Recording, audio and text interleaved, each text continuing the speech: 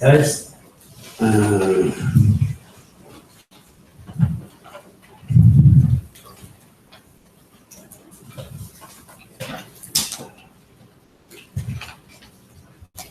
originating this, Sangye,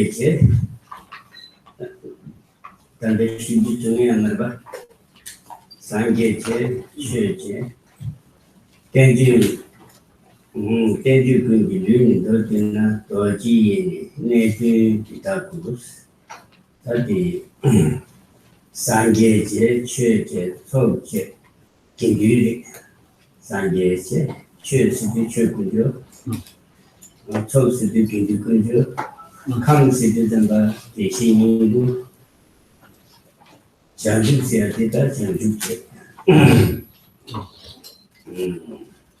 Topa Chanju. Sidan Chanju Mingula Seti, Topa Chanju, Chanju Mingula Seti, Yishi Chanju, Tang Suguni Che, the better Chusu Guni Shale. Sidan, she see Chanju Mingula Seti, Any Chanju Batu Tani gives Chase at Chanju Batu Seti, Chanju Tilla. Toba Chanju, the net changes, Mishari, native, Toji, the Shari. Chanju, that and then they Chanju, Yishichu, Sharwa, Jima, Lashini can make you. No. That Chanju. In their search, in their killer, in their Sunjutani. Don't you give a shit and give a chin on the kid. They said. Sanjay Chile City, Chile Sunjutani Chibari, talk to the when another name my investing the top unit did that just today. Nay, Chusumba. 대다 제수된데 지내지. 연대순주장이 대다 제수된데스. 지뢰순주장이 어디지? 다디 그냥 번째 주어지대. So the very first verse of the text makes reference to the 7 adamantine subjects, topics. So we mentioned them briefly in the morning session. So they are the Buddha, the Dharma, and then Sok. Sok means community, which is a reference to the Sangha, Ratna. And then the word in Tibetan Kam or Dhatu in Sanskrit is a synonym for the spiritual lineage, the innate spiritual lineage, principally. Those are the first 4. And then the 5th topic is enlightenment, Changchu. And then in relation to enlightenment, Rinpoche mentioned there's a phrase which you often see and recite, which is until I reach, then in Tibetan it's translated as Nyingbo, Changchu Nyingbo, usually would be translated as the essence of enlightenment. The Sanskrit word is manda, bodhimanda. And sometimes that word manda is translated as a place, a terrace. So like the terrace of enlightenment. And in that instance, people usually understand it to mean the place where one takes one's seat as the act that precedes one's attainment of enlightenment. So until I take my seat at the terrace,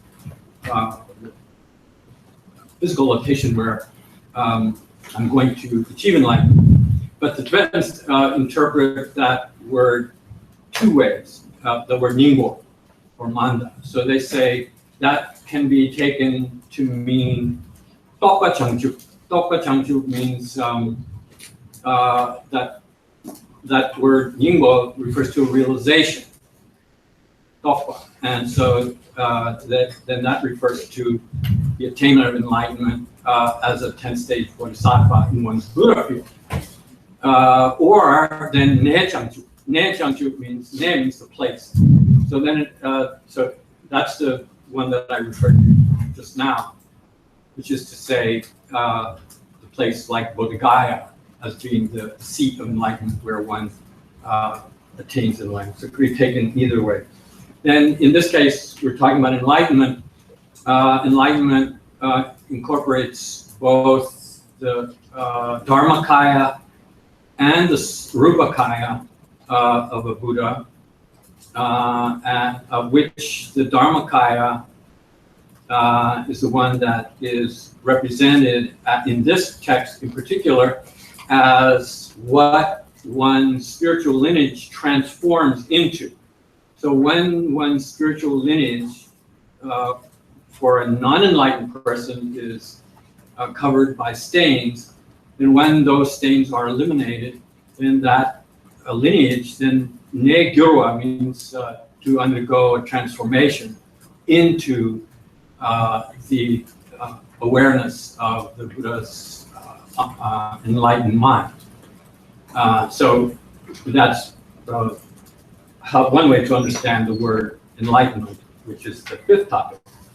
Then the 6th topic is spiritual qualities, yuan-ten. And among them, so there are main spiritual qualities of that aspect of enlightenment, meaning the Dharmakaya. The ones that are emphasized in the text are 32 mental qualities, and they are the 10 powers of a Buddha, the 4 forms of, in Tibetan, rgyud. I translate it as intrepid confidence. Some people translate it as fearlessness. So there are 4 of those, rgyud.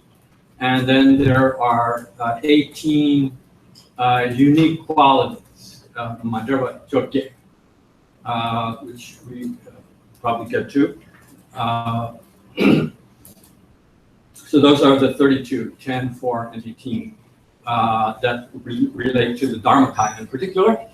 And then the last of the 7 topics is the acts of a Buddha. And they can also be understood as being 32 forms of enlightened activities, which have a correspondence with those 32 mental qualities that are attributes of enlightenment.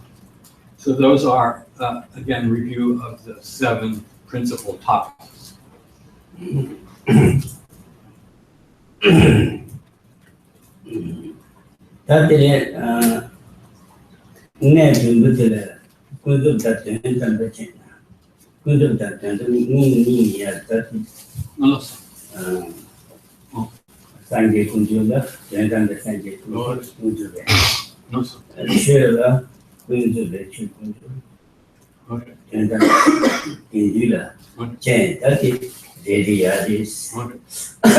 Then also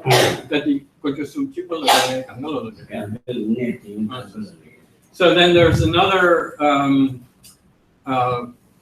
explanation of these 7 topics in terms of what they're how they could be understood in an ultimate sense. What's the ultimate form of the Buddha Ratna? And what is the conventional form of the Buddha Ratna? What is the ultimate form of Dharma Ratna? What is the conventional form? And so on for all 7 of them. And then those are that's another sort of topic of explanation relating to these 7.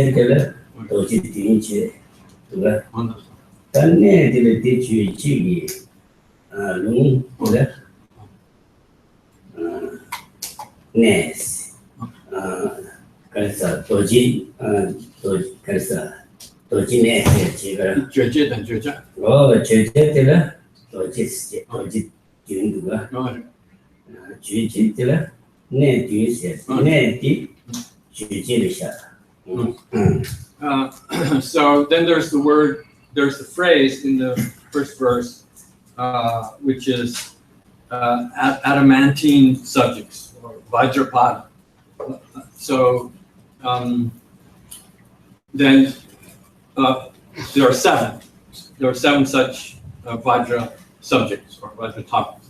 So then this word vajra can be interpreted in 2 ways. One is that it refers to the objects, the import of the words. That is, the Buddha Ratna itself is the vajra, the thing that the words are about. And then a second interpretation is that the words that give expression to those subjects are also adamantine words.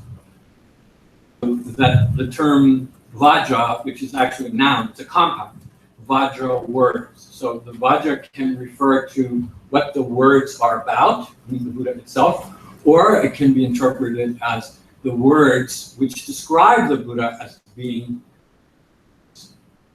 and so on for the other 6. So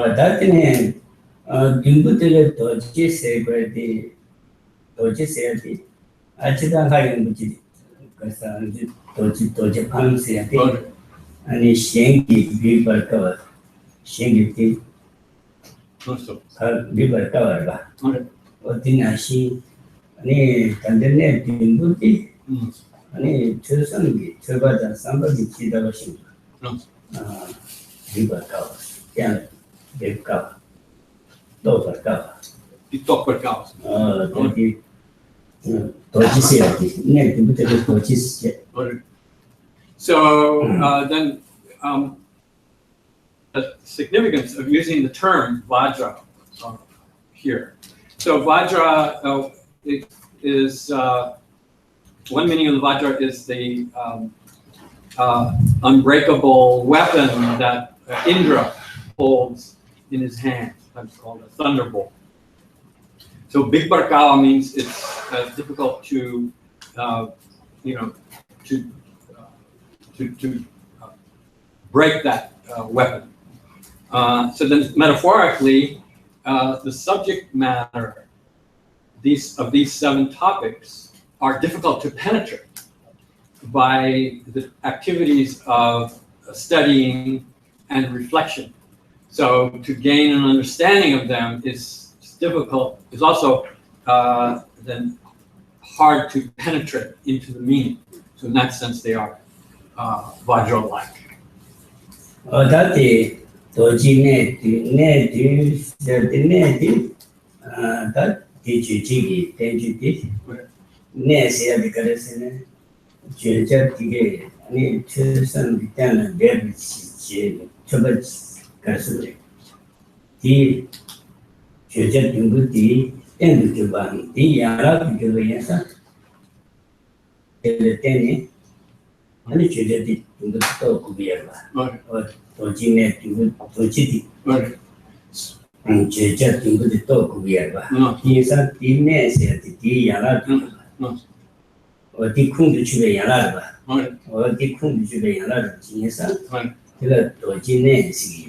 So then, just as the word Vajra can be, or was explained as referring both to the import of the words as well as the words themselves, and the word Vajra in the sense of being difficult to penetrate through one's study and reflection can refer also both to the subject matter that the words express, and in addition, the words that give expression to the meaning are also difficult to establish what their literal meaning is as the means of gaining their import.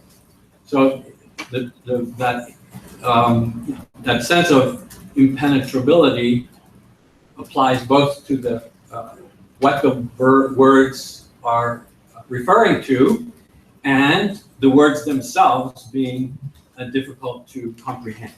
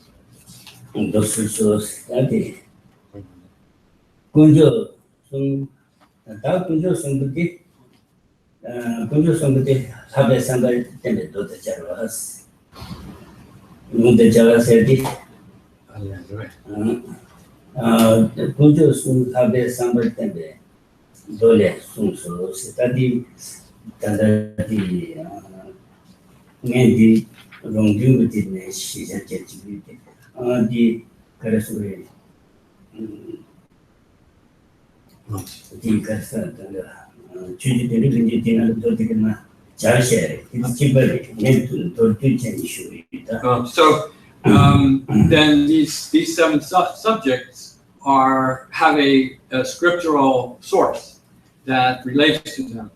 And in the case of the Buddha Ratna, all 3 of the 3 Ratnas, Buddha, Dharma, and Sangha, the scriptural source is the Hakkesamaku Dodore.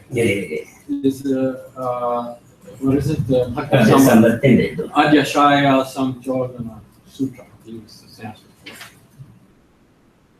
for it. Hakkesamaku Dodore. in Tibet. Tenbeto. Tenbeto. Oh, I'm sorry. The not Guru. Akbesamba Temba means then the sutra which presents the extraordinary attitude. Akbesamba Adyashaya. Tatine Kandi Pinjing never tended. No. Tell the giver never. Pinjing never. Tell never, do never said. Oh, yeah. Pinjing never tended. Then they come to it. And they come the Pinjing never. So this is, it says, I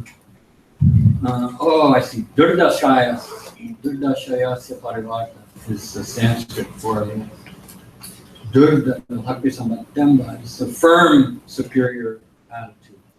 Is the source for the three ranas and the Anunatva Purnatva Nidesha Parivata is the sutra source for the a constituent element or the spiritual lineage.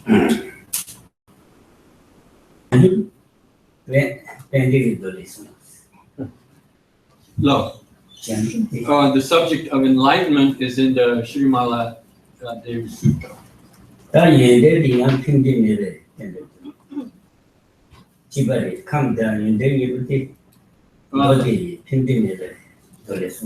the sixth topic is also the scriptural source is the same as the one for enlightenment, the Anunatva Purnatva Nidesha Sutra. Chile any Nishi Sanjimichel tended those Sanjimichel tended those. That is then Dodiri Yendeta Nishi Sanjimichel tended those. Okay.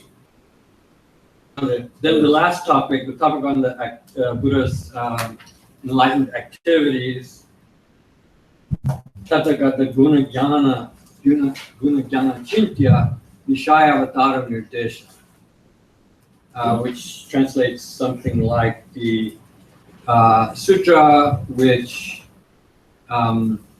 enables you to enter into the object that consists of the inconceivable knowledge and spiritual qualities of the Tathagatas.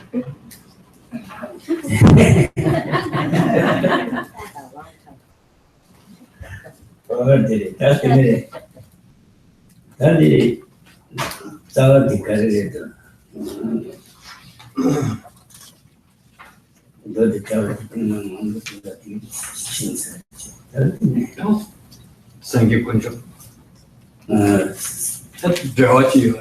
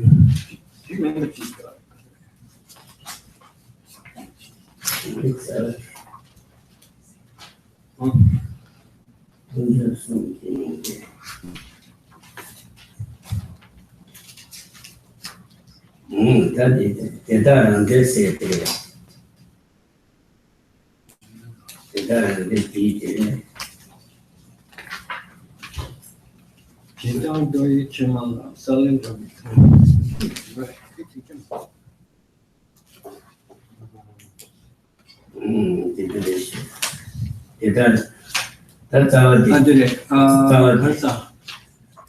상계를 기다란데 상계를 처처를 박배서 털린 원시 감품 다 세계 더 진주 처통서 진주 그 진주 남제 이제 자와셔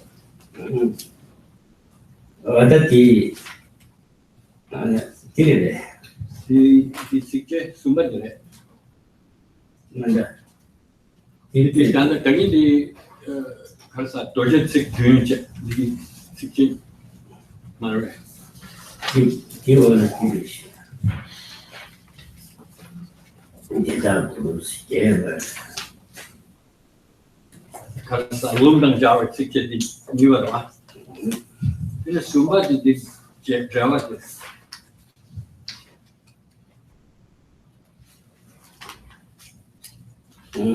숨바지 저기 이것도 되게 룸당 자와 너네 시작된 거는 숨서 자와당 제바당 전도하고 스타트리시 이 기다랑 생기 제와 그런 지신 수기계를 돌아 인실에 내순 리자디 신이 너네 계시 이와래 네 직계 니와들 어디지 다들 어디지 이 너네 지들 때마다 숨쉬어 자와들이 유나마다 자와들이 So the second verse of the root text makes reference to where the descriptions of these 7 topics are found. So this is a reference to the sutras. Mentions explicitly the Dharani Raja Sutra. 다들 디가를 시행했으나 안디다 랑생이 제대로 세트된 아니 전제 등도 되게 기상가를 런디 제수장 랑생기 되베스야 현대의 제수장이 시비였어야 돼. 다 랑생기 제대로 시대 제수장 인념나 냠도 도바가 랑생이가 맨스다 도지다비 네 중부티 바바소리 우지 개비시를 돌아 돌아 세네 송기 개비 돌 민실의 예수 기자디 신이 그런데 제초 이와네 스타디 송기 온주 개비 시를 돌아 때문에 시 땡기를 랑송아인가 도지다비 중부티다 바바소리 온주 개비 시를 돌송 지달송나 상계를 소바다디 상계를 소바세야디 지달순 링시네 리자디스 네스무 리자디스 네스무디 군조스무디제 신일론데 제시 예외제스 어자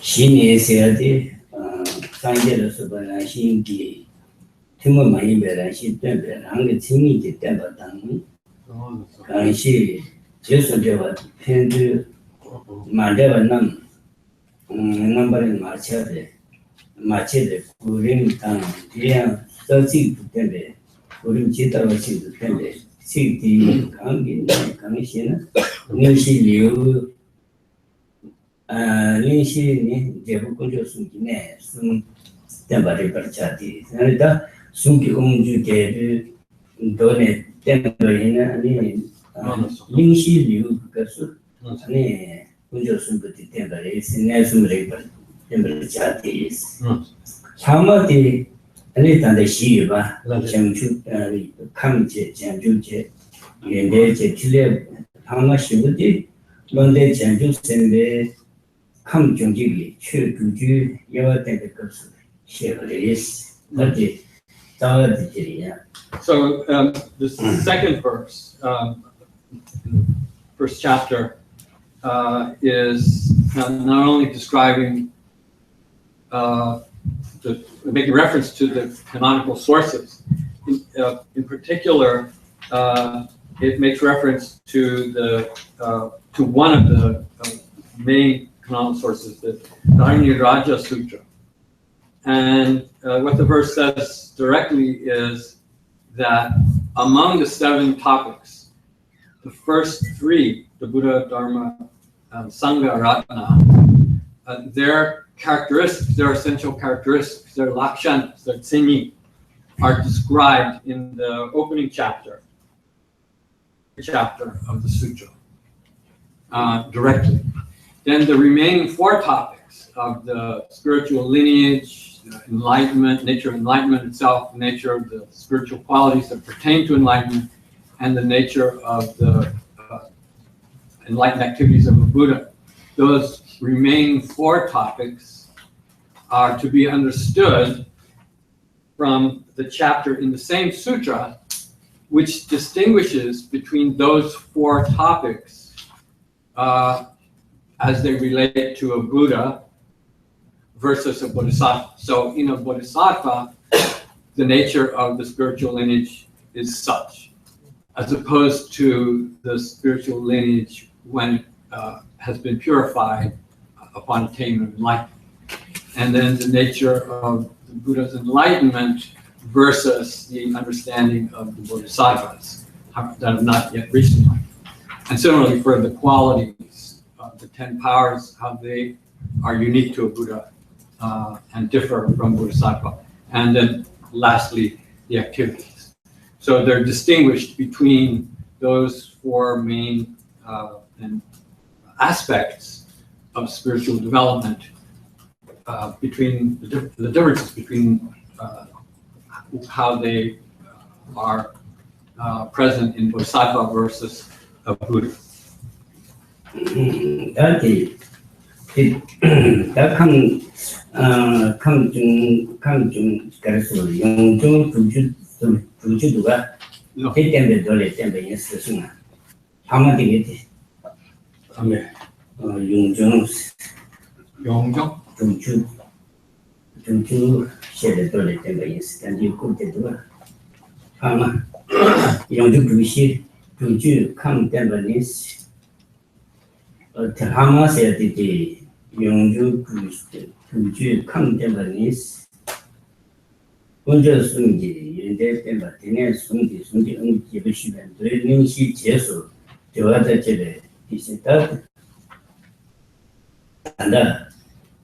Ling shi ka su kunjo su she su ma.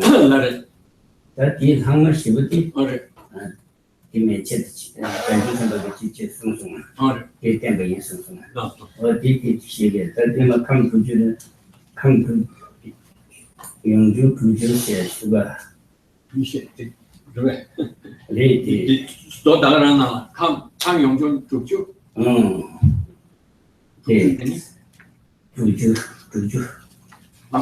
Then in the same sutra, there are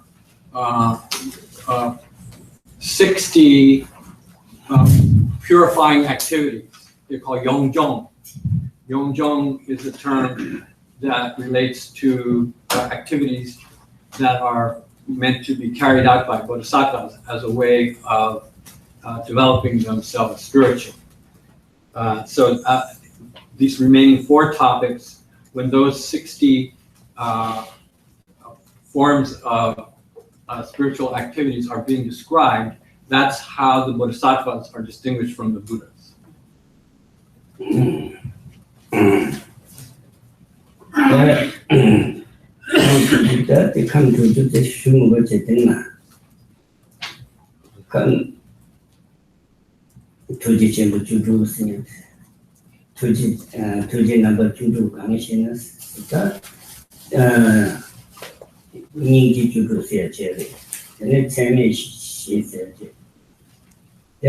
number 2 So rather than go through all of those 60 purifying activities, so some of them include, for instance, 19 ways of developing compassion, Another topic is the four immeasurables, practicing the four immeasurables in a way that bring about spiritual development. We won't go through those.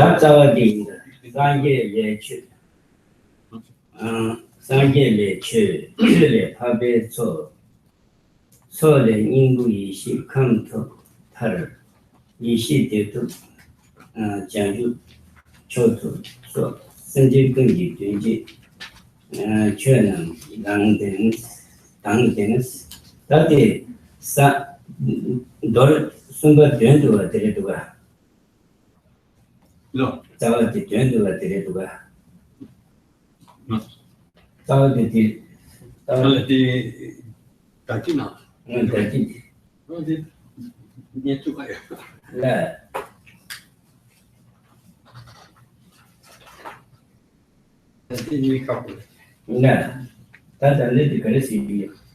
Di karsa zawa dan ane di gandre di ba. Pure shauji ore. Di zawa di ore ane. Zawa di ore, da zawa di de sangye le chus ya di ba. Da di kunjo sun di kurun di tingge tamu jebu kunjo sun chevre. Di sangye le tamu come janju come je ani kya sun dele tene sangye ju ko ba to sangye the sangye ne ani dijala chute chongo ko ai san dile chute chule di chute ba di ani tuzang kong sung shuga la tene ani pabe cho chungaris pabe chos 아니 초래 인구세대 파베 소대 단계디 파베디 체면도 배정주 선반입니다. 디 란규기 인구디 잠발을 때니 초래 인구이시 감 토탈 인구이시 감디 잠발을 때니 인구이시 세디 장주들이 감 토탈스 이시 디토스 다인도 이시 감 디토스 다인도디 감디바 감디 근데셔에서는 란도 저 통만내반에 감디야르바 예를 들어서 아니 야다디 가리는 상하게 버티는 거래 제산 로바 파반남기 란규지 감 이시 데레 감 데레 토베 타르 사주베네가 감 지야르바 디 토베 타르 이시디 토베레스 이시디 자주디 지마 누구비 지마데 데레 이시디 토베레 토프스 장주 토프스 토초 소스 senje 군비 제제 남다 되는스 되네 접속이 되단 아니 치레 특별히스 제때 단들기 저어지 된 거죠. 저어스 그래. So now looking at the third verse. The third verse is described as addressing the connection or relationship that exists. And so the root text itself says that from the Buddha comes the Dharma, from the Dharma as well comes the Sangha, the community. Then the second line says that the constituent element or the in the root text it says the garba, and the garba translated by the Japanese scholar as he describes it as a matrix. To me, the word garbha could also be described more literally as an embryo. It's referring to the that constituent element which has the potential to bring enlightenment. So this is the fourth topic. The saying is the source of the Dharma. The Dharma is the source of the Sangha. And then, in this case, talking about the Sangha, as mentioned previously, all of the topics have an ultimate sense, or the Sangha in an ultimate sense is the irreversible Bodhisattvas. Gyumed change some of the Gyumed change some of the red. Gyumed change some of the Kunjo Sundilia, Tatu Kunjo Sun Stisha, Never Kunjo Suns, never Kunjo Sundi, never Sanjay Kunjuti, Sankevasha. A nature Kunjuti, Sakubene Su, Susoyanda Rinpoche, Tomia, Shula, like you are, Chukunjut Shari, Sakubekasu, and Kindu the Shari. And I did Gamachim dog talks to your way. The Kunjosun de la Tatu Kunjosun, Never Kunjosun. Never Kunjosun did that in it. As I gave it to me, this never be suggested. This I gave it. So, it's getting complicated. So here we're having the Sangha. The form of the Sangha is the Sangha of irreversible Bodhisattvas. Then irreversible Bodhisattvas has a number of interpretations.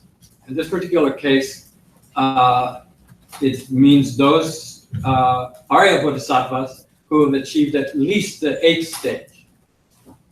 And those are the irreversible Sangha.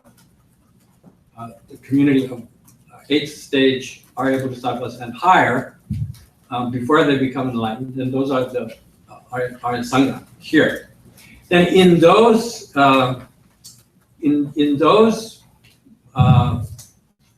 forms of the Arya Sangha, they possess the constituent element, the spiritual lineage, at a rather high level of development, but still it is not fully actualized.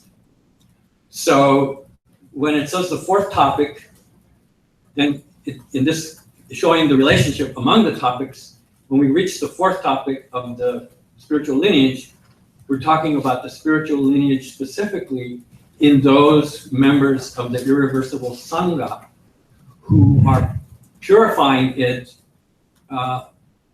in order to achieve enlightenment. Then from that level of development, the spiritual germ or embryo or matrix or lineage, then from that level of it, then as it's purified, then eventually it will come the fifth topic, which is enlightenment itself, like that. So then then it says from enlightenment,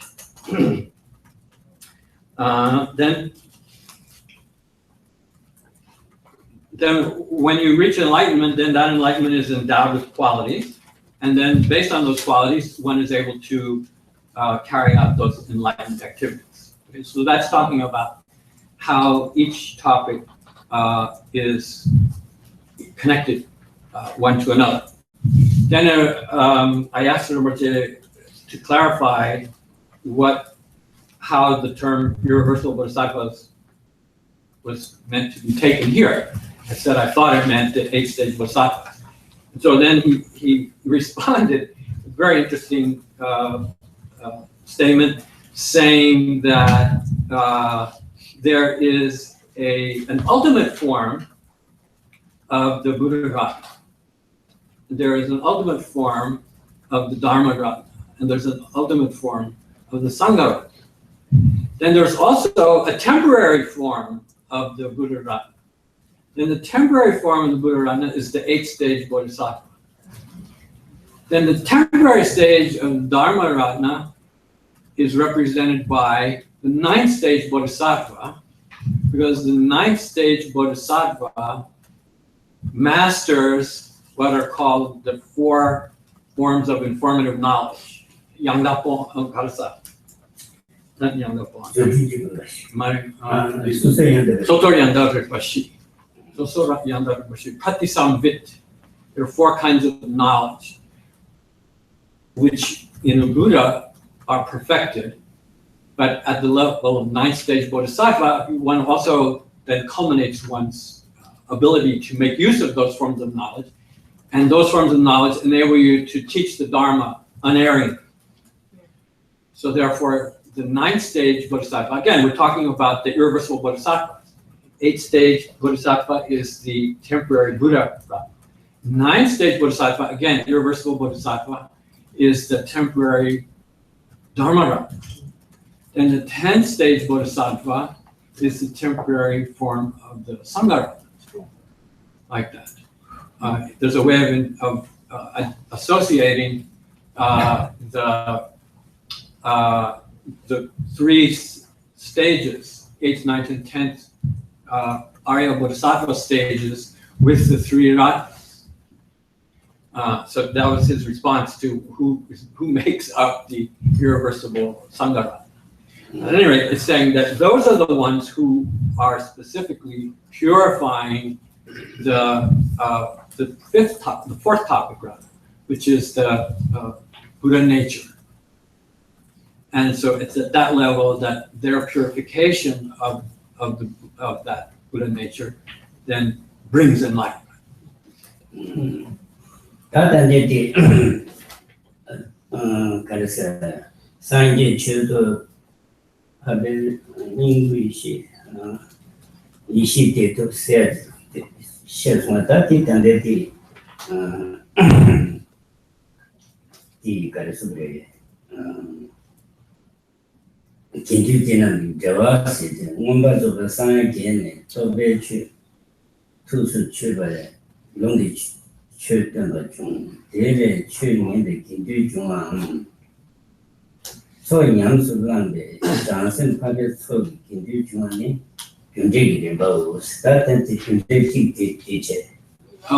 So there was another thing which I neglected to include, and that was that, if you remember in the morning session, there was a representation, there was a discussion about the term Tantra. That was called Tantra, and that there was the basic Tantra, which is the Buddha nature. And then there was the Tantra of means, which was the enlightenment's qualities and the activities, enlightened activities. And then there was the Tantra result, which was then the 3 Ratnas, to enable others to attain the 3 Ratnas. So it's a way of looking at those 7 topics that from the nature of the material cause all the way to the result of achieving the perfection of the 3 Ratnas.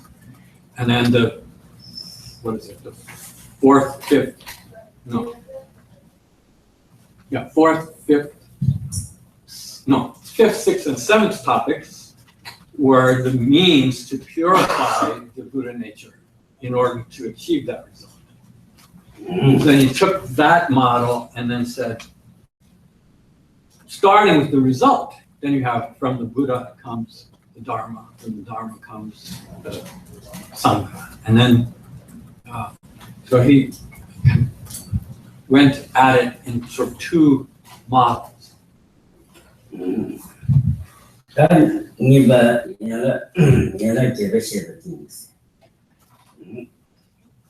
So those are the first discussion of the first 3 verses. The first verse describes that identifies the subject matter. The second verse describes the scriptural source from which the subject matter is taken. And the third verse describes how those 7 topics are connected in terms of how one leads to the other. And now, reaching the 4th verse, we are into the main subject matter itself.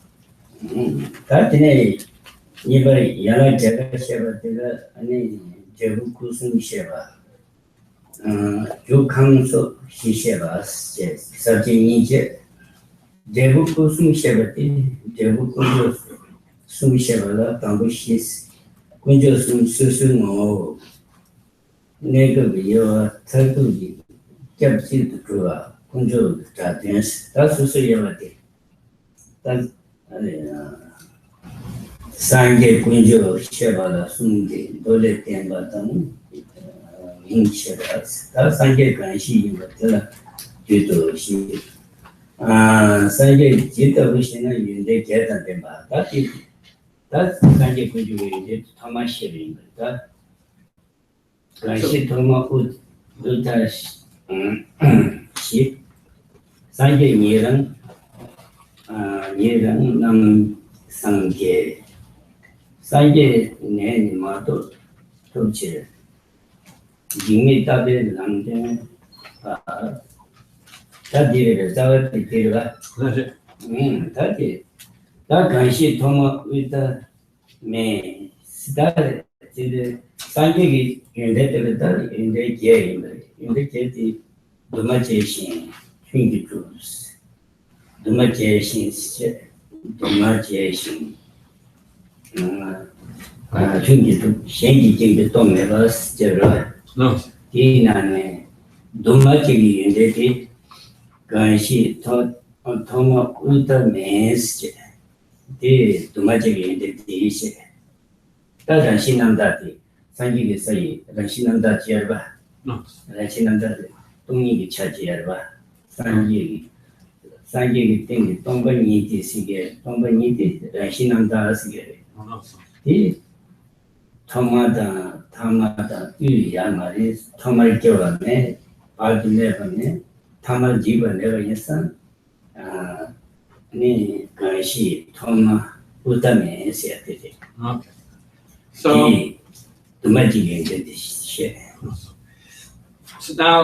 first we're taking up the Uttaratantra, which is there's a series of verses. The first of which is a verse of homage. The verse says, I'm reading from this Japanese scholar's translation. It says, I bow to the one who's realized the Buddhahood which has neither beginning, middle, nor end, and is quiescent, and who having realized himself taught the path, fearless and eternal, in order to enlighten the ignorant, and who having in hand the excellent sword and thunderbolt of wisdom and mercy, cuts in pieces all sprouts of suffering and breaks the wall of doubts concealed in the forest of various views. This is a very poetic verse. Then taking this verse, then the next group of verses following that breaks down and the contents of this verse into the specific characteristics that qualify Buddhahood. Of which there are 8. The next verse, very next verse, 5th verse, lists the 8. And they are as follows. Then first one is to be immutable. Actually, that's translating asamskarta. Asamskarta means unconditioned. So I think that's maybe a more familiar term. It's unconditioned, and then it is then Lungi means it is effortless, it is spontaneous. Then those are the first 2. So taking the first one, the quality that the Buddha-Ratna is a state that is unconditioned. So in the previous verse, the verse which makes homage to the Buddha, that quality is referred to in the the phrase which says that Buddhahood is a state which has neither beginning, middle, nor end. Buddhahood is a state that is without beginning, without middle, and without end. So the nature of being unconditioned means uncaused, not produced by any causes or conditions. And that is a reference to, in Tibetan, what is called Ranshin Namdak. Ranshin Namdak means the innate purity of Buddhahood. So Namdak means purity. Then the Ranshin Namdak means the purity which which is not produced. It means it is the emptiness of Buddha's omniscience. And that emptiness, that state of the ultimate nature of the Buddha's omniscience, is something that doesn't have any beginning. Right? It means that emptiness is not something which was created and prior to a certain time did not exist and then came into existence. So it doesn't have any such beginning. It has no middle means that at no time has it ever been tainted in any way. It has no end means that it is eternal. So it is that quality of being unconditioned is referring to the ultimate nature of Buddha's omniscience, which is the Buddha's innate purity. Hindi tu siati, ini lugu gitu mah, nyawa sih chane, hindi tu bahasa siati. No. Tapi ini siati tidak, tapi ini siati. No, so. Nasi nandas siati, lugu nandas siati. Ande hindi tu siati, lugu nandas siati siati. Jika udah macam itu. Jika udah macam itu. Udah macam mana?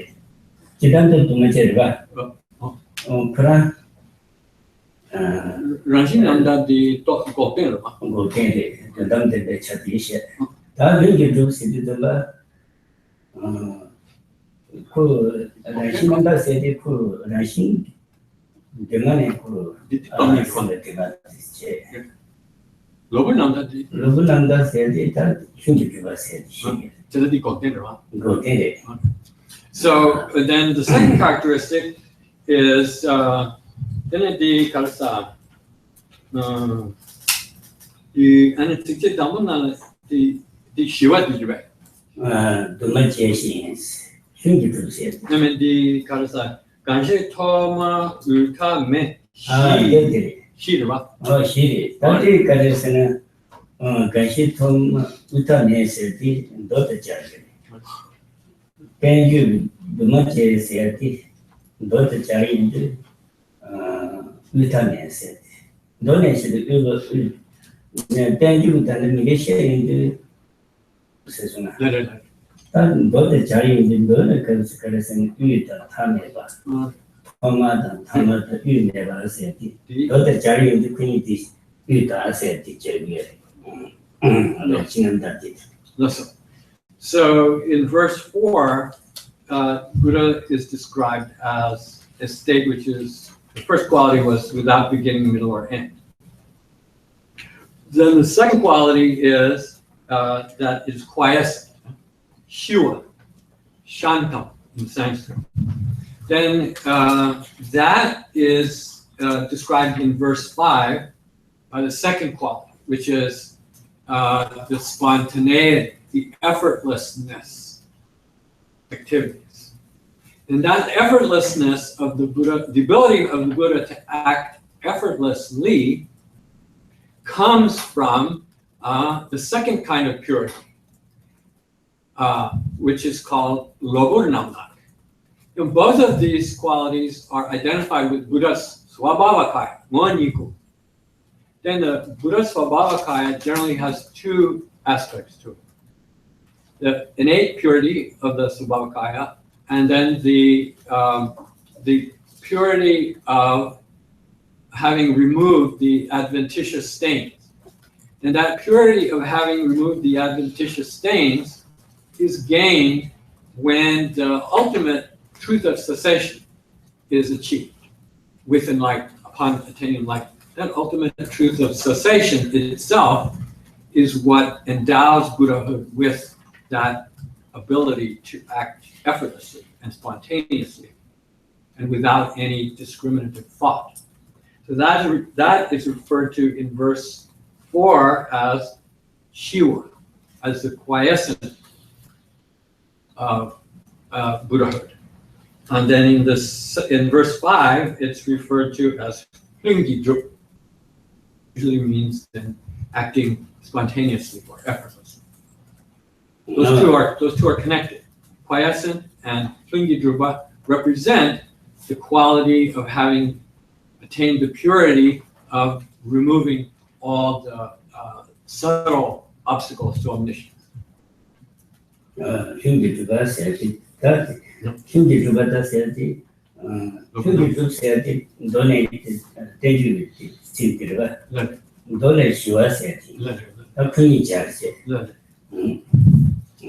So in the sutra, so the verse 4 is that poetic verse is capturing the language that's found in the sutras, in the scriptures. Then the series of verses that follow that are interpreting that poetic representation of Buddhahood is making a connection between them with more, sort of say, more philosophical terminology.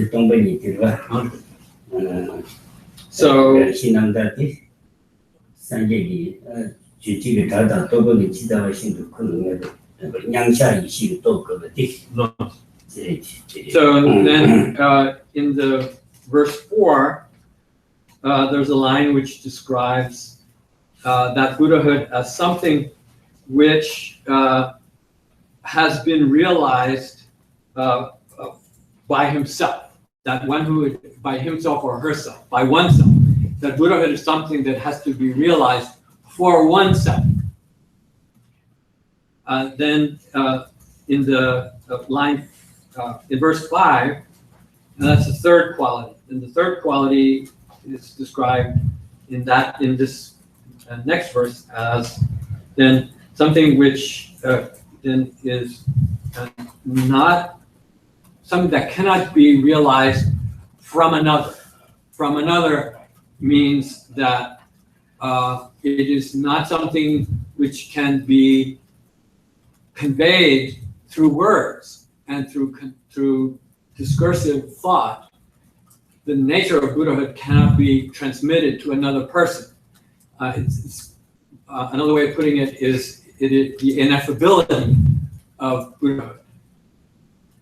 Buddhahood is something that can only be achieved and attained through one's own then realization.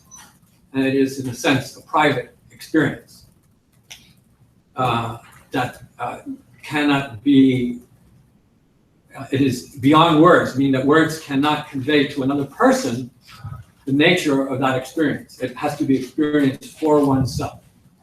In that sense, that's what it means to say it's ineffable.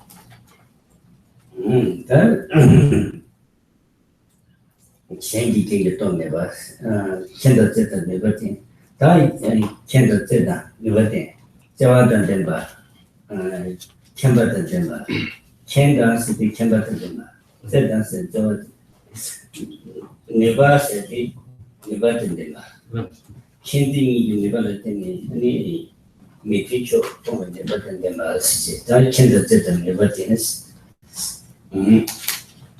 现在速度吧，的确，的，当初速度的让这个现在新速度的现在的现在是，三个现在解释的的。then Khensur with the mchog.前边那个前八节，这八节，第一了等帮着那公平那个节了吧，第二那个那个是，现在这个那个等是那个帮着公平你不节了，前第一个的了等呢，帮着公平你不节了的，那个定的那个等是。So then we have so far described 3 of the 8 unique characteristics of Buddha. Then the next 3 characteristics are in the 5th verse, knowledge, then compassion, and power. And then those characteristics are attained through having abandoned the negative qualities. Then those 3 characteristics relate to the fulfillment of the aims that relate to others. So Buddhahood is described in terms of the perfection of 2 aspects: the aims that relate to oneself and the aims that relate to others.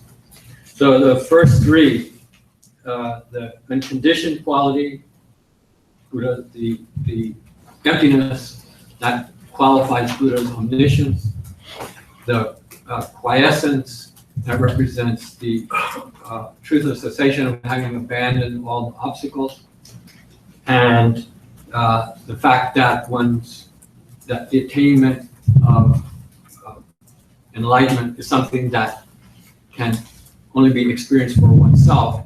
Those 3 qualities represent the perfection of the aims that relate to oneself. Then, having attained that perfection, then one is able to carry out aims that relate to others. And those are achieved on the basis of the next 3 characteristics, which are Buddha's wisdom or knowledge, and the Buddha's compassion, and then the Buddha's power, the ability to carry out activities. So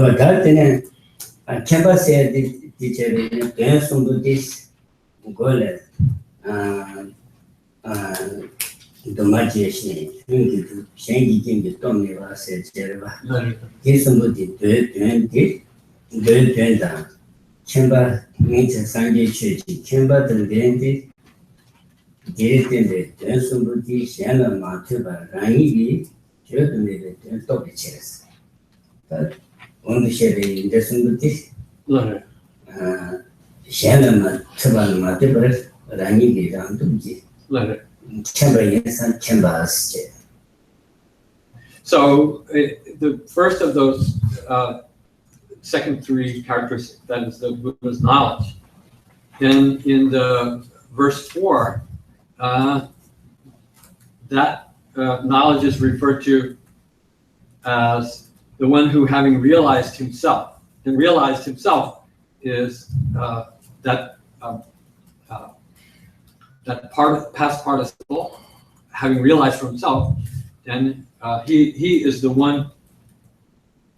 Actually, it says the enlightened one, the enlightened one who has realized Buddhahood. And that refers to the Buddha's knowledge in the verse 4. And then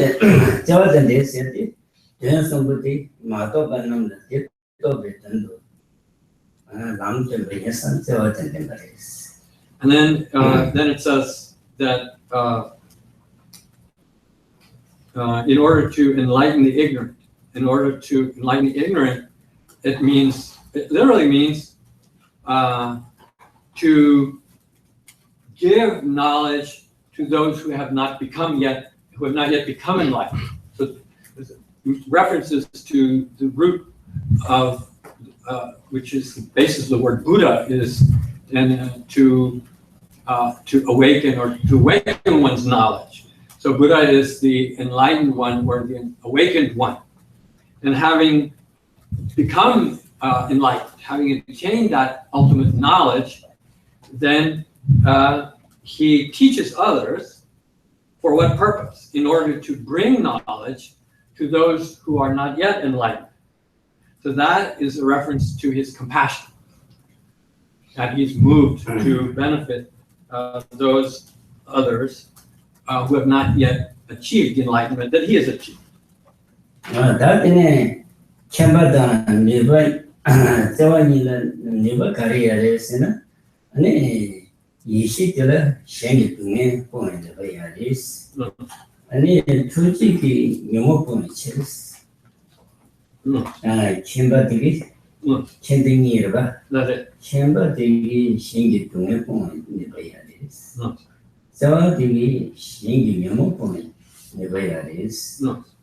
Then in that fourth verse, it says, having in hand the excellent sword and thunderbolt of wisdom and mercy, he cuts in pieces all the sprouts of suffering. So cutting to pieces all the sprouts of suffering is the action of his wisdom. Then breaking the wall of doubts concealed in the forests of various views is a reference to the mental afflictions.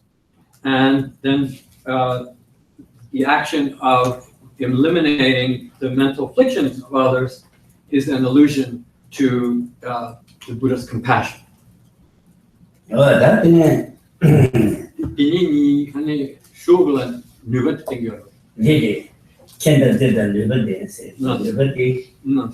And so then the third quality, the quality of the Buddha's power, is implicit in, or is gained through that combination of wisdom and mercy, or wisdom and compassion.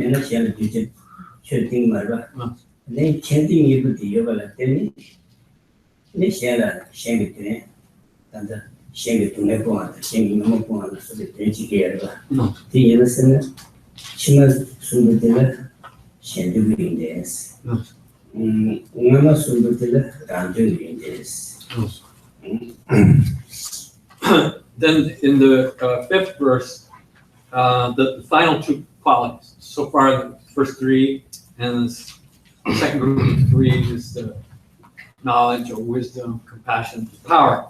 Then the last two are actually not new qualities, but the last two are really ways of classifying those six.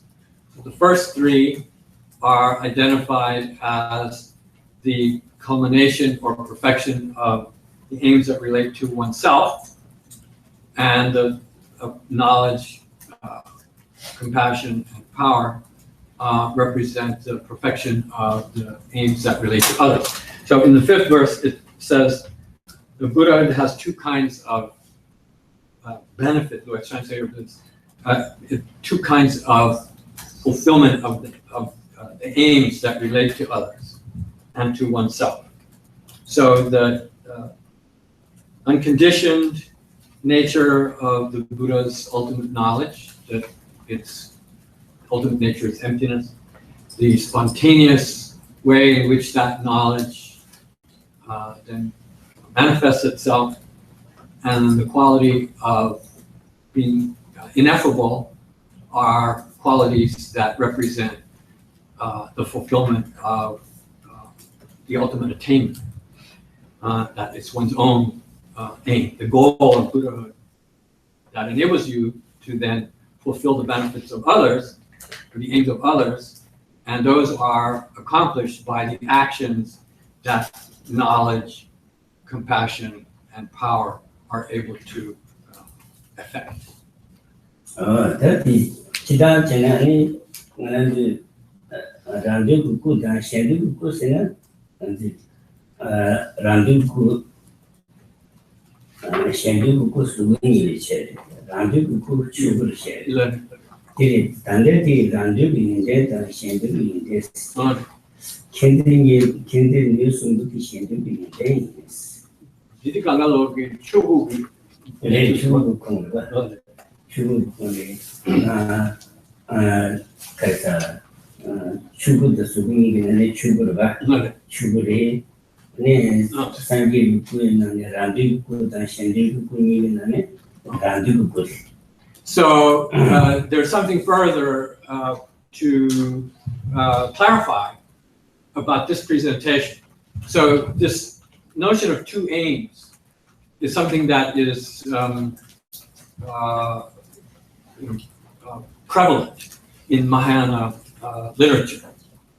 And so here, those two aims are both being described in terms of what is essentially the Buddha's Dharmakaya.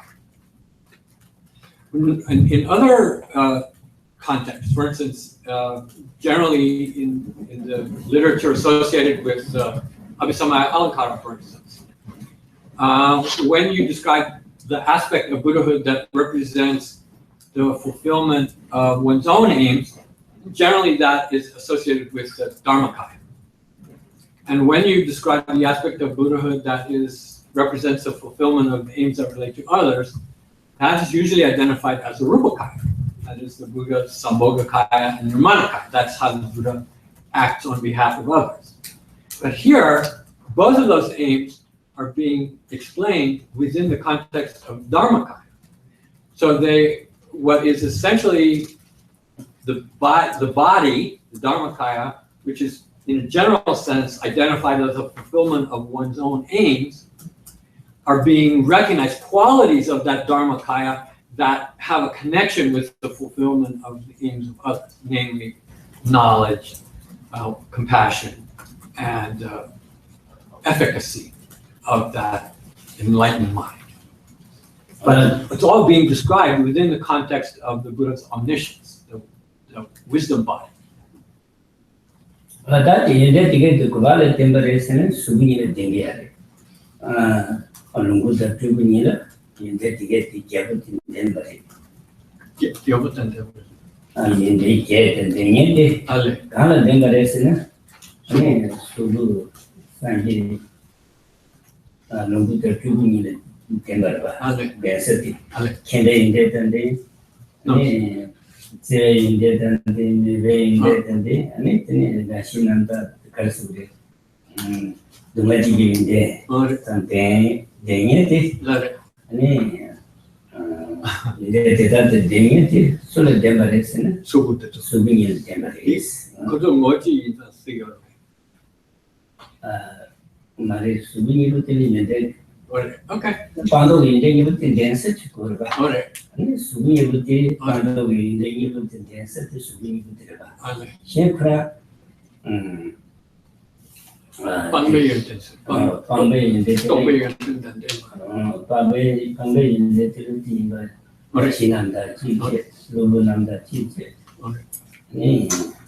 So then another kind of expression that it relates to the enlightened nature of Buddhahood is that it represents an ultimate realization and an ultimate abandonment. So Pangba means the removal of all obstacles.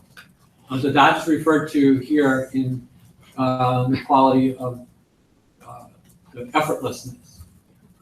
Then the Tokpe and then the ultimate realization is referred to in the characteristic that it is to be realized for oneself. That is referring to the Buddha's ultimate realization.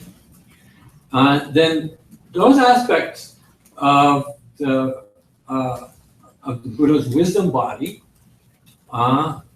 which are normally identified principally as the fulfillment of one's own aims, have to be possessed by something. They have to reside somewhere, and the subject or the basis in which they reside are the two physical bodies of Buddha, the Sambhogakaya and the Nirmanakaya. So then those two bodies, which are not directly being referred to in this verse, nevertheless, are where these qualities of the Buddha's Dharmakaya reside. That is Sanjay Kunjugila, the day listener, Kusum Chia, Kushi Chia, Kusum Chia, Chuguru, Jugusum Chia, Sanjay. Kushi Chia, Yishi Chugu, Longu Jugus, Shije. Or teacher, just as Sanjay singing the condition, Yarison, Sanjay, any you did Pande did that to be in the Bachipuria. Sanjay said, Karsure, Shusu Kuni than them, but Karsure. Pushi Tangi Chilata, Sanjay Sia, Pushi Tangi Chilla, Anadrina. Sanjay singing the condition, Yaresina, Pandu in the Taltu Bajilla, Sanjay singing together, Pandu in the Taltu Chiche. Until it does, and Sanjay in the Teletan in the Jetuga, or they to Suche. Jeda Sanjay in the Telepan, Kega in the Sami Yishi, Dizinji, Yare, Sanjay, Nangi Nabatilla, Jada, Federici, Jatu Yarva. And it says some Sunjay, Peja Sambu Jatula. Now we did Yara to shoot the Deva, that is Jerba. In a Tandeti, Yendeti, Pandeli to obey this shape. So when we're talking about the Buddha Ratna, there are a number of ways to describe the Buddha. Can be two bodies, two kayas, the wisdom body and the form body. Or it can be three kayas. It can be the wisdom body and the enjoyment body, one of the form bodies, and then third body, second form body is the Nirmanakaya. Or it can be four bodies. In addition to those three, then the Svabhavakaya, which is the ultimate nature of the wisdom body. Then this verse is mainly discussing the Dharmakaya and in connection with the Dharmakaya, the Svabhavakaya. But those qualities have to be associated with the physical aspect of the Buddha's being, Buddha's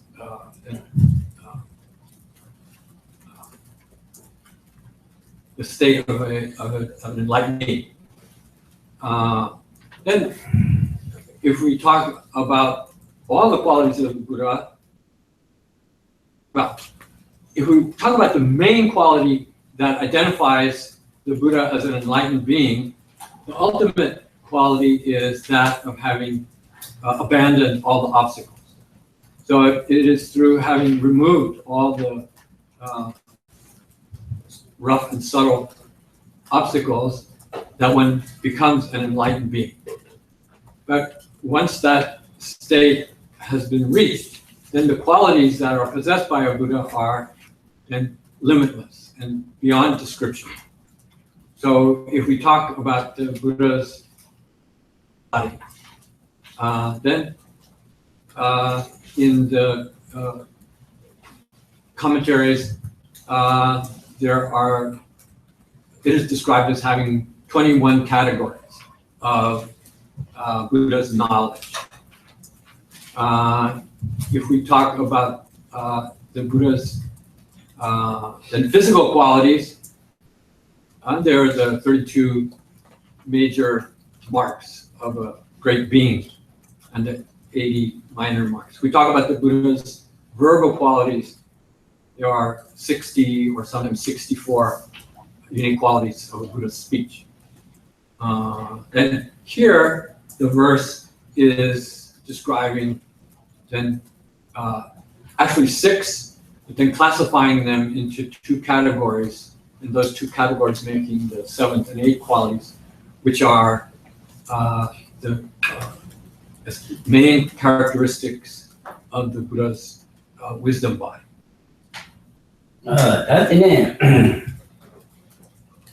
That's it. That's it. That's it.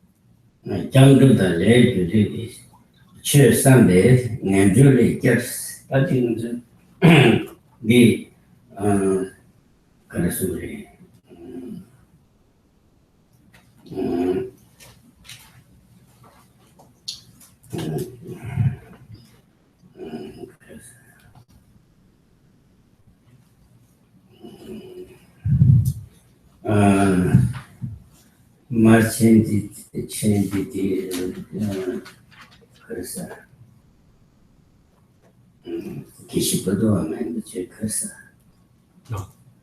기시보도와. Java Mashu. 아. 이 문법이 Java. 예, 맞지. 아. 문법이 Java. 이 기시 Java Mashu. 기시 Java. 많이 커서. Java only. Java, 근데 이 맞지 chen 좀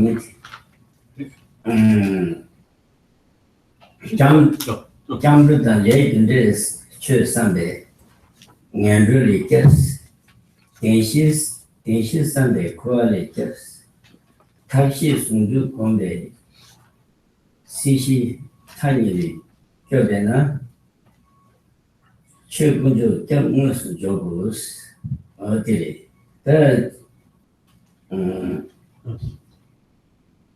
어디야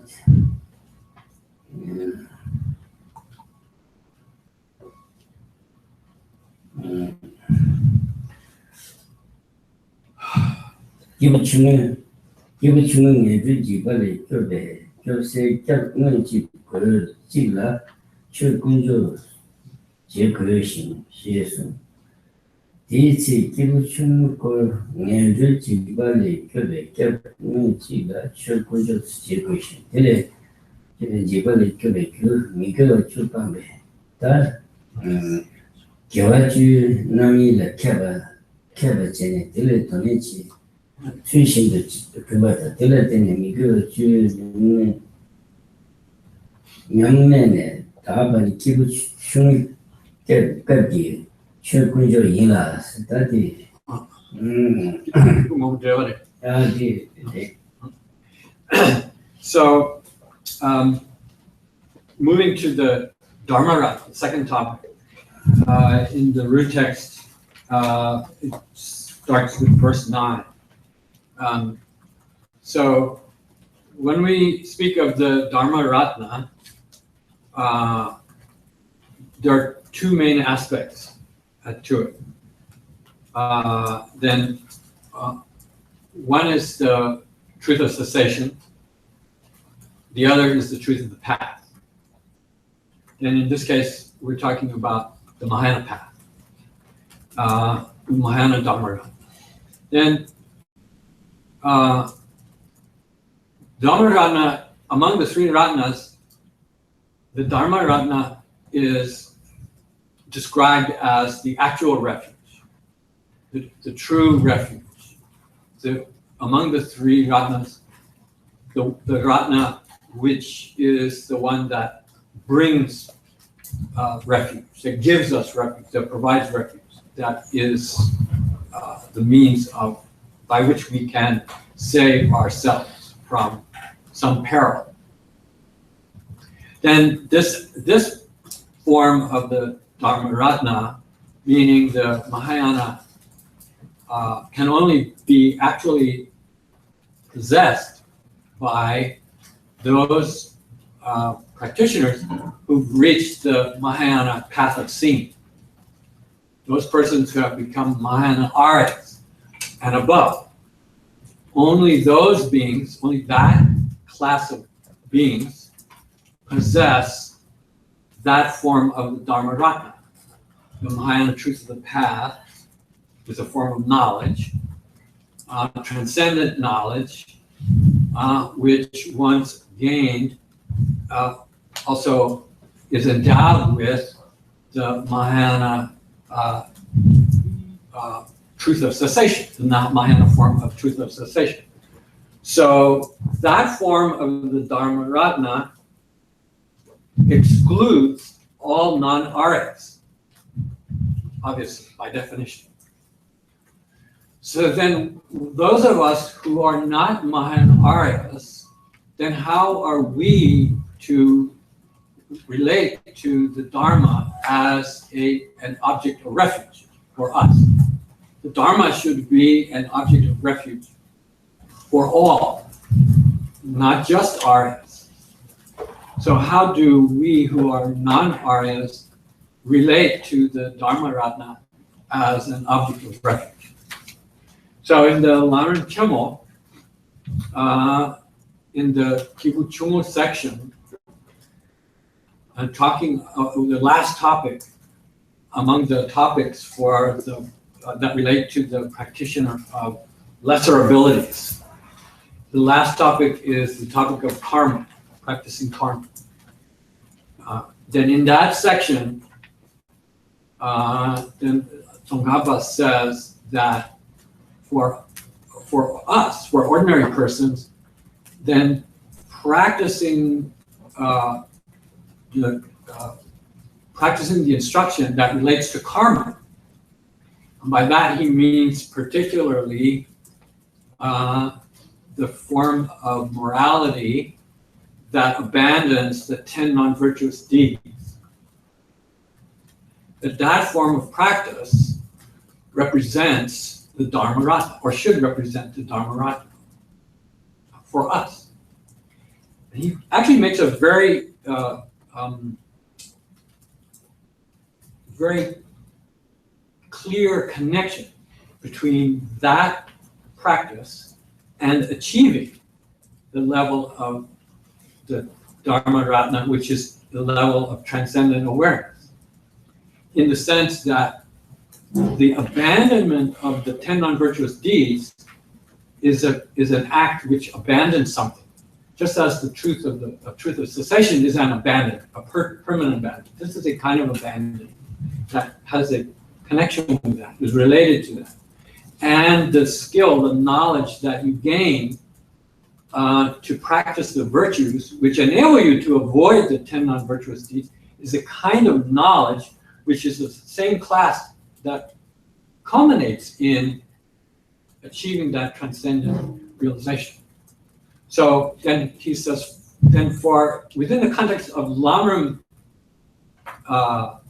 teaching as a system, as an overall tradition and method of practice, then we can think of the Dharma.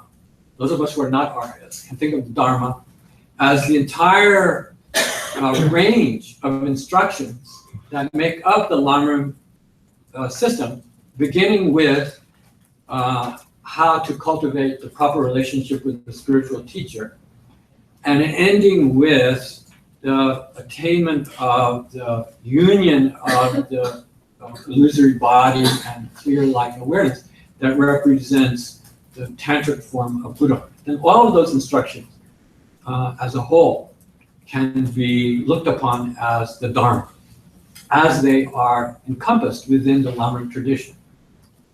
That's one point to understand about how to relate to the Dharma as a form of refuge.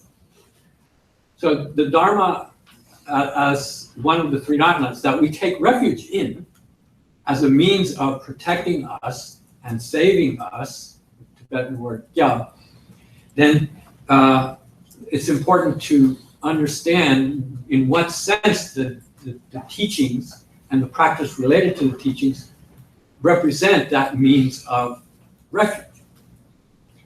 So it doesn't have to be this philosophical concept of this transcendent stage of the path, and that's the only way to understand the Dharma. Then in addition to that, then Rinpoche quoted from an early Lamrim work.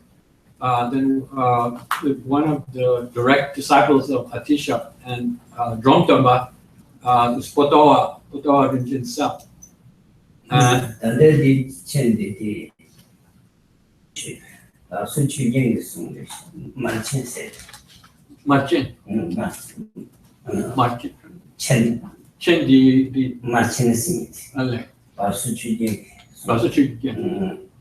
So there's a Byubu Ngombo. Byubu Ngombo is the root text. I think it's in the Tibetan Classics series, the root text. It's in verses.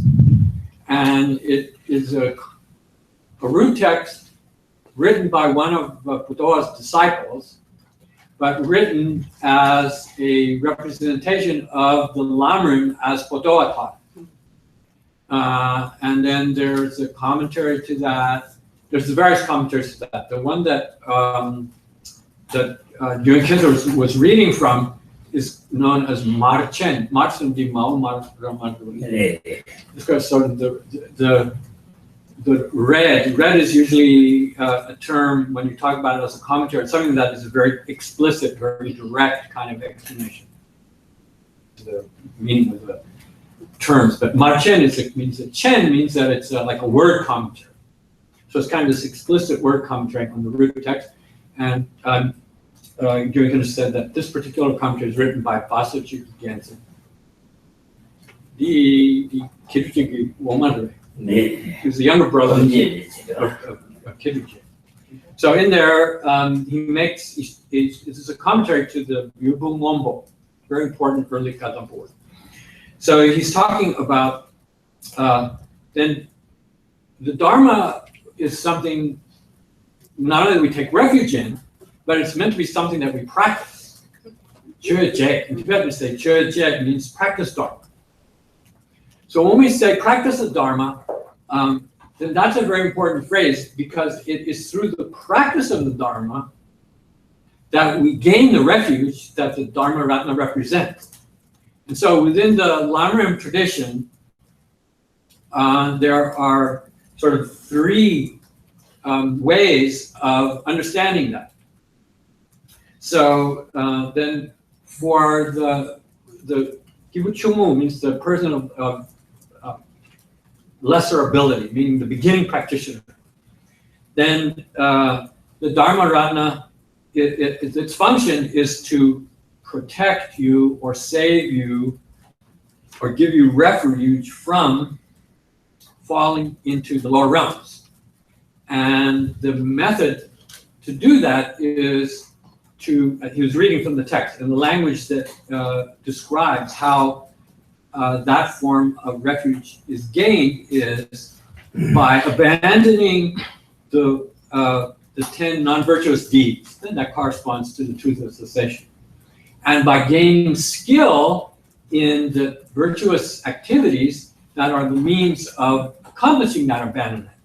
And that represents the knowledge of that corresponds, that is analogous to, that has a connection with the truth of the path as a form of knowledge. So that is a way to think of the refuge of the Dharma within that level of the Lamrim instruction. Then within the second section, the section for middling practitioners, and that means the persons who have that relate to the motivation of freeing yourself from samsaric suffering. Then that instruction, reflecting on that instruction, meditating on that instruction, means essentially meditating on the Four Noble Truths. And so acquaint yourself with, to gain knowledge with, to learn about the meaning of the Four Noble Truths, and then to reflect on that and to refine your understanding and to gain a certainty of what that practice consists of. And that is the way in which that level of instruction has the ability to bring you protection from samsaric suffering, to free you from samsaric suffering. And in the case of the Mahayana part, the uniquely Mahayana part of the Lamrim instruction, the Divuchembo means related to the great practitioner, the Mahayana practitioner. Then that means gaining the ability to combine the elements of means and wisdom, to practice them jointly, to practice knowledge of emptiness, and to be able to apply it to, as Rinpoche described this morning, to be able to remain in samsara without being tainted by samsara, without having samsara have the effect of triggering the mental afflictions, being able to be not subject to developing the mental afflictions, and with that ability to be able to practice the activities that benefit others. And that's skillful means. So combining skillful means with knowledge, then that is the ability, that gives you the ability, that form of Dharma practice, to avoid the peril of the two perils, tani, of the two extremes. Then the extremes are the extreme of samsaric existence, continued samsaric existence. You are in samsara, but you're not perpetuating your samsara. You are developing yourself closer to enlightenment as you are in samsara. So and being able to do that with skillful means enables you to avoid that peril. And then wisdom also gives you the ability, now I'm mixing them up. Skillful means also keeps you from falling into the extreme of quiescent nirvana, the Hinayana nirvana.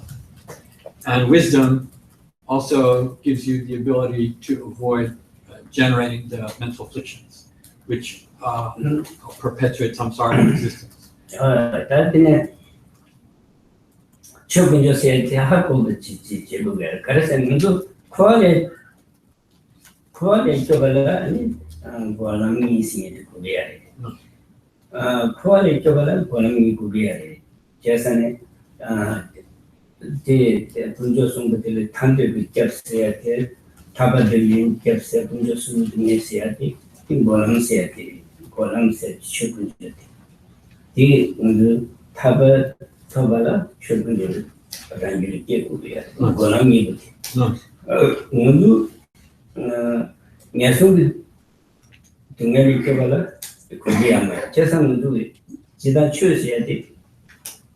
Jampa, Ling, Gyumed, Komba, to Sukamba, Chukunjo setting, Jampa, and Ling, and it jumped on the Chukunjo setting, Tina Chukunjo, to so under Yamet Chena, yes, only your two years, Tandam Yamet Chetriati, and Jampa, the Ling, the Jan, the same. Then Dametore, Lo, to soon Yametia, Chuse, the Chukunjo said, around Yametia, this is in Santa. Chukunjo said, the catching me, Jampa the Inji, the Chadu sent to Sukumsuna, rain. Yes, only deeply to be ever. Yes, Chukunjo said, Chukunjo said, Chukunjo, how to be a catching. So, the Taranji, Rangi, Randa, the third linguistic Santana. Chukunjo said, this Santana. Any Umara Yametia, another Yametia discipline. Dinane Mandule Tambula, Jampa Shibuin Chiller. Just a Katambe Lama Manandi, Jampu Chanja Yamechi, take a lesson, Lea Tambula, the Hmui, the River, Sanderson, Stella, Jamruda, later Sunday, as soon as. Jobs, or the catching. That you could just see at Manadu, Yametia, and So, the purpose of this description, this introductory discussion, is to emphasize the importance of identifying what the Dharma is and what is the Dharma that we take refuge in. And what kind of refuge does the Dharma provide, and how does it provide it? So, if our main concern is to free ourselves from samsara, then the actual means of freeing ourselves from samsara is attained through the truth of the path and truth of cessation. So it means not until we reach some transcendent level of the path, whether it's the Hinayana path or the Mahayana. However, it would be kind of short-sighted for us to think that the Dharma that we take refuge in is some faraway thing that is not readily accessible to us. That might deter us even in our spiritual practice. And that would be a mistaken way of thinking of the Dharma. Then the Dharma as a form of refuge comes mainly through applying ourselves to some kind of spiritual practice, some form of Dharma practice. And it's when we apply ourselves to that we generate the means of gaining refuge. So there are various kinds of refuge that were identified, 3 in particular. Then for us as Mahayana practitioners, even as beginning Mahayana practitioners, then the most basic form of the Dharma that we need to practice is the form of the Dharma that protects us from falling into the lower realms. That form of the Dharma is represented by the 2 main practices of taking refuge and practicing the morality that abandons non-virtuous deeds. So that's something that is accessible to us and which brings us a form of refuge that is within our grasp, that we can take advantage of right now. In addition to that, as aspiring Mahayana practitioners, then the higher forms of practice that are also accessible to us and that we should be feeling urgent, a sense of urgency about practicing are developing loving kindness, developing compassion, ultimately gaining the bodhicitta, which is the aspiration to gain supreme enlightenment. And finally, in connection with that, also seeking to understand more fully and more correctly the nature of selflessness that is represented by an understanding of emptiness. So these are practices, and this latter group of 4 practices, then those are Mahayana, uniquely Mahayana then forms of the Dharma practice, which also are the means of gaining refuge from those ultimate 2 extremes of samsaric existence and then falling into the Hinayana, the peace of the quiescent state of Hinayana Nirvana. So these are aspects of the Dharma that we can apply ourselves to long before we attain the transcendent path. And it's important to recognize that and to pursue that as something that is then available, near at hand, and what we should be most directly applying ourselves to. So this is a way of being able to understand the Dharma that is available to us. That is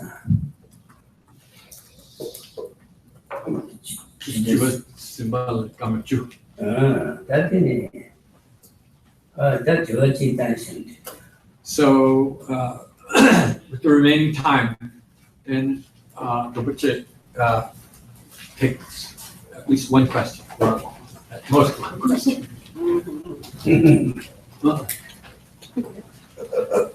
Regarding the subject of the direct cause and result, then the subject of the 8th, 9th, and 10th level relating to the Buddha Dharma Sangha. Would it be, I don't know.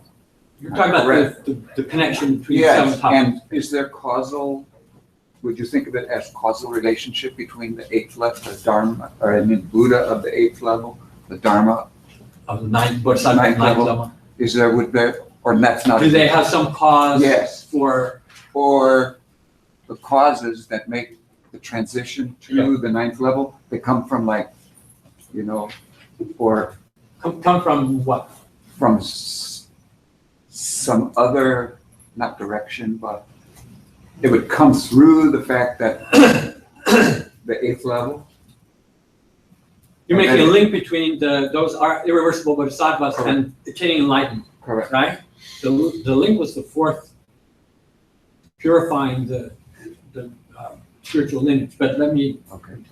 Then again, the anidrawagi kadu de la siktelia sangele chole gindun de karsa rik dan rik di da de karsa chinju di barolia ane di negabe sange di ane chimidobe sagyava chimidobe sagyava ane negabe chokoncho di chimidobe saguba ane negabe di chokoncho di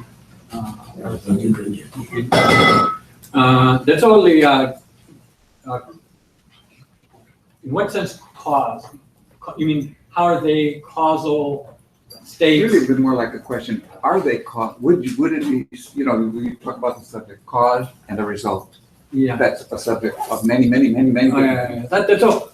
Then the result being enlightenment. Yeah, or the result of 8th level, the Buddha part of the 8th level being causal to 9th level. 9th level being causal to 10th level, or not the correct way to think. Then kalsa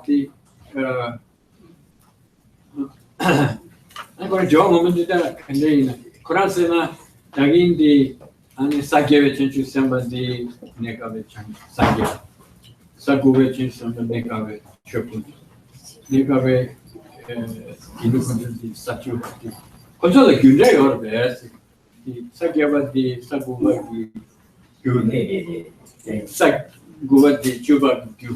You can think of them as it being the cause of the ninth being the cause. You think you draw that is so near the Kalsa Chokonjo the le ane Kalsa Rick there was the Sunan Rick the Kalsa Chimidom Sangi Chimidom Chensembe Gula Yoga Rick that's all Jampa then ane Chanju Tobio. Yeah, that is correct. She made the changes in the such a very greedy teaching which are got digging in names and started teaching and change to be. So the point that he was making, the part about the 8th, 9th, and 10th level bodhisattvas, I don't know that that's in the commentary per se. If it's in the Tibetan commentary, that was a very interesting sort of correspondence that he made. Yeah. But the point was that that group of bodhisattvas, 8th, 9th, and 10th level bodhisattvas, are the ones who are it is their spiritual lineage that's particularly being described as the cause for enlightenment, right?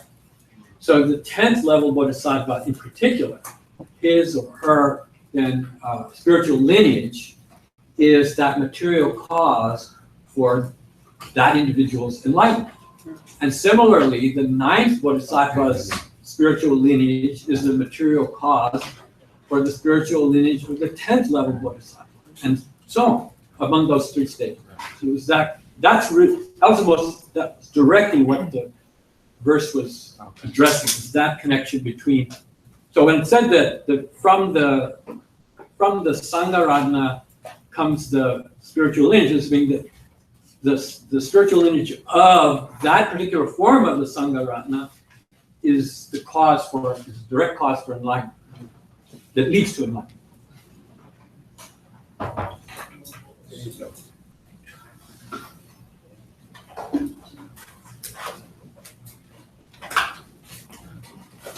So, anybody else? I guess I'm not confused. What is spiritual lineage? I don't know what you mean by spiritual lineage. Oh, sorry. So that's, I guess it's my term for the word gotram, the word Greek in Tibetan. So there are many, there's kam. Kam means in this an element or a constituent, or I like the word constituent element. In this case, that is a term for what we vernacular is Buddha nature. right? So is spiritual lineage. The Mahayana spiritual lineage is Buddha nature. So is Tathagata Garbha, that matrix or embryo or seed. Those are all synonyms. That's the fourth topic. Saying that the connection between the Sangha and enlightenment is that that seed or that spiritual lineage in those irreversible bodhisattvas, as they purify that spiritual lineage, it leads directly to the fifth topic of enlightenment. So from that form of spiritual lineage, as it's purified, that culminates in the fifth topic of enlightenment. That. Why do you choose the spiritual lineage as the word gotra, I think the most basic sense of it is family or lineage. Other people have translated it with other terms. Rik saying in Tibetan, the word Rik means lineage.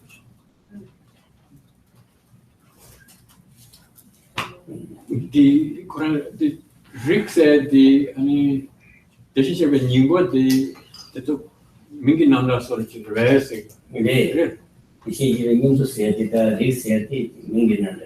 So the Tathagata Garbha and Gotra are in fact synonyms.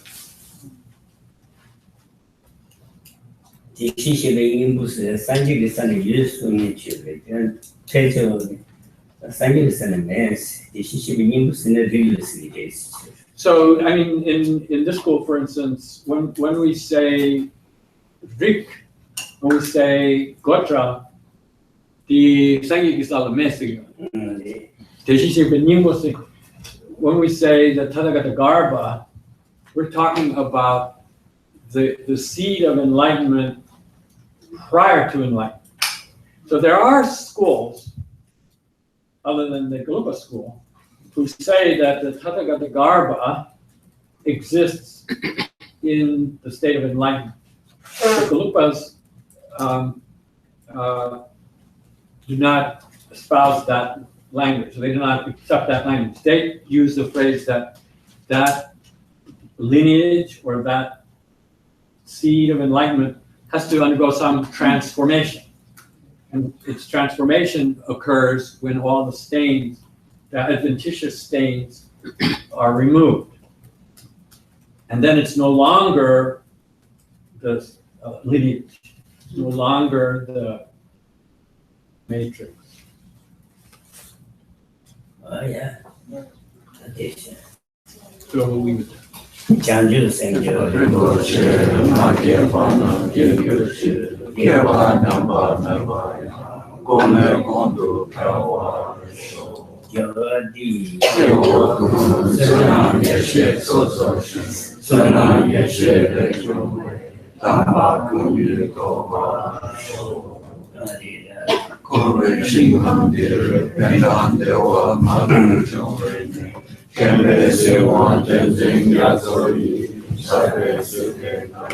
Thank you.